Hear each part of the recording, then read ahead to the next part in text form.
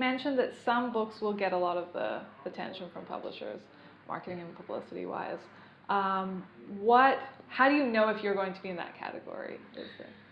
Well, there are a number of factors. A big part of it, I would say, for a new or a debut author is the level of enthusiasm that they feel from the publisher. So maybe they have a lot of champions in-house at the publisher who are so excited about the book, and that sort of just wins the day for an author, you know. The expectations for a debut work of fiction, for instance, could be set very high because there's no prior book publishing baggage for an author of debut fiction. They can really only make an evaluation based on how they feel about the book itself. And so in the case of other authors, you know, who have more of a sales track record, you know, publishers tend to break their list down into lead titles, key titles, you know, and you know, they also have make books too, which, you know, a book could kind of climb up into that list, and it's sort of broken down by the printings. So if a book has a very big printing, first printing like 50,000 copies, 75,000 copies, even 150,000 copies, you can bet a book like that is probably a lead title, and it's going to get a lot of attention accordingly because the publisher probably paid a lot for the book. They need to make up their costs of manufacturing that many books. So those kinds of books will get a lot of marketing and publicity. So an advance is a great indicator that you're going to be in that category. Usually, because when publishers sit down after having acquired a book, and if they, let's say they overpaid for a work of debut fiction, you know, as a lot of publishers now have a tendency to do, one of the first things they're going to say when they walk into an acquisitions meeting is, okay, we paid X number of dollars for this book, how are we going to make our money back? Right. And the conversation will go from there. What are the numbers, basically? At which advance do you know you're a lead title? That's sort of harder to say because the advances are all over the map in terms of what publishers are paying for a book. You know, there are authors who have multi-million-dollar book deals, some of which, you know, our agency does book deals for authors like that. There are authors who, you know, get six-figure advances. There are authors who get less. I would say that a publisher who is paid into the six figures and up for a book is definitely looking to make their money back on the book if they can. Yeah. But you could also be surprised sometimes too. If your advance was lower than six figures, sure, but you feel like they're really invested in the book. I've seen books where over 80 publishers had passed on the book, a very modest advance was paid for the book, and then it went on to become a #1 New York Times bestseller, swept every major award, published in over 50 languages. So it can happen. So how does that happen? Because I know these stories as well. Is it a matter of, you think the book had a small printing, right? I mean, yeah, the publisher might have initially set their expectations low and had to Yeah. go back and print more. It depends. Yeah. And then do you think it was mostly word of mouth or the efforts of the author or a combination? I think a lot of it has to do with, sometimes it's the timeliness of a book, sometimes it has to do with, yeah, like you were saying, that water cooler effect of word of mouth. Things that are very organic and that you just can't exactly predict. And so, you know, I think a good example is, you know, people never really expected Dan Brown's The Da Vinci Code to come about. For many years, he was kind of like what we would call a mid-list author. Mm-hmm.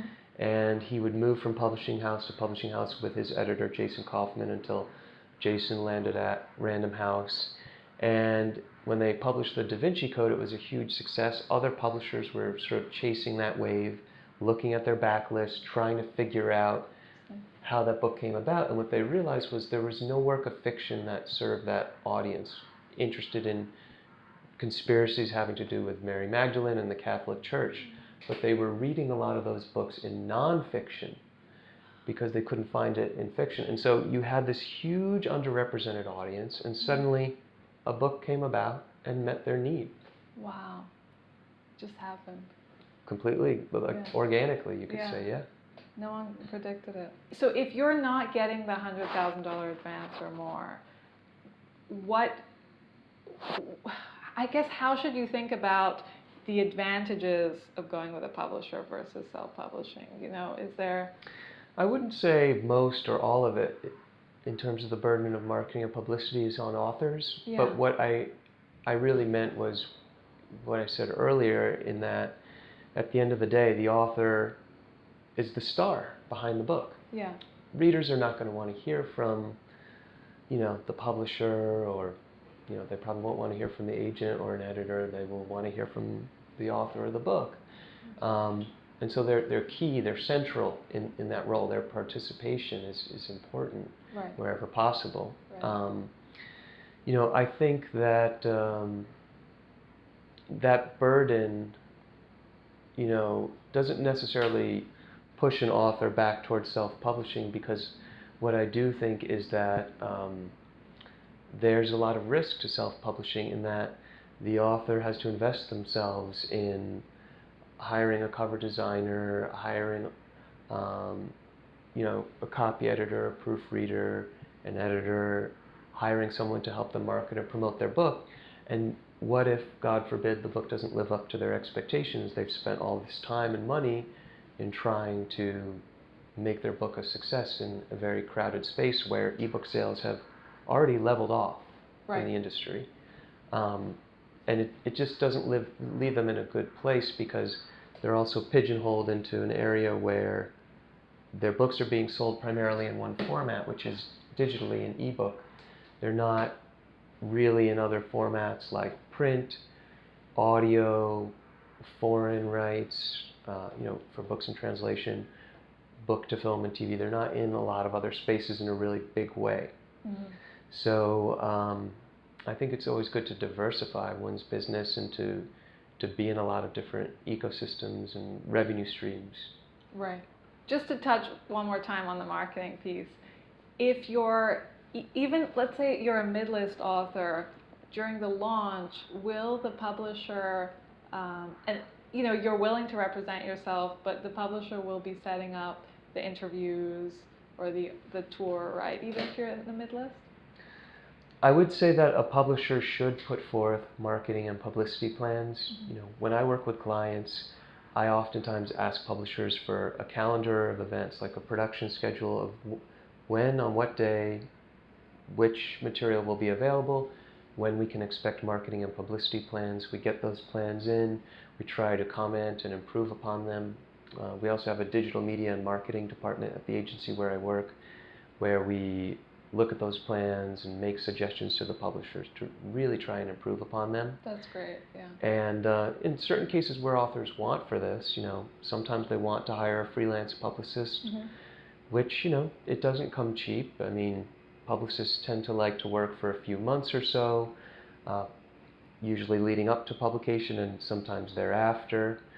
They'll coordinate their efforts with the publisher and their marketing and publicity departments. But I think it's really important to get a hold of those plans and to see what you can do early on, because the life of a book is really crucial, I would say, in really those few months, especially those 2 weeks leading up to publication, and in the time that follows. Certainly on the print side of things, because a book lives within a bookstore within a certain window of time, whereas, of course, online it can live indefinitely, right, but it makes that publication date crucial. Would the author be able to see the publicity plan before making a decision? In terms of going with a publisher? Yeah. Usually a publisher will not commit to showing marketing and publicity plans or making it like even a contractual term of an agreement with right, with an author, but oftentimes what they're willing to do is to sit down either in an in-person meeting or a phone call, sometimes in an email, and explain some of the work that they do in terms of marketing and promoting a book, and they would characterize the publisher for the author and speak to their own abilities and see if their personalities mesh well. Right.